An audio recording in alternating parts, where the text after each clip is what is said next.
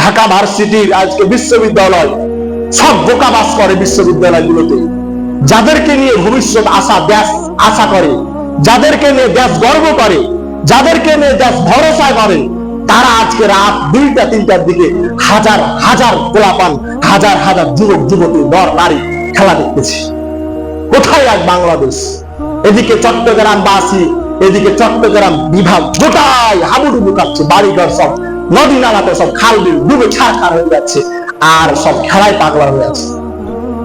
আপনি বোকা, আপনার ছেলে নাই, বুঝে না, গধব, আপনার ছেলে লেখাপড়ার জ্ঞান নাই, কিন্তু ভার্সিটি যে ছেলে ওকে মনে করছেন ওই পাগল, যে ভার্সিটিতে লেখা পড়ে ওকে মনে করছেন সে ব্যক্তি তার মেধা নাই, সে বোকা না।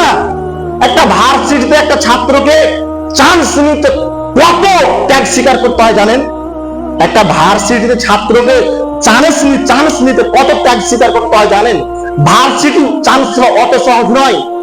হাজার হাজার ছাত্র পরীক্ষা দিয়ে 100-150 ছাত্র টিকে এই ভার্সিটিতে।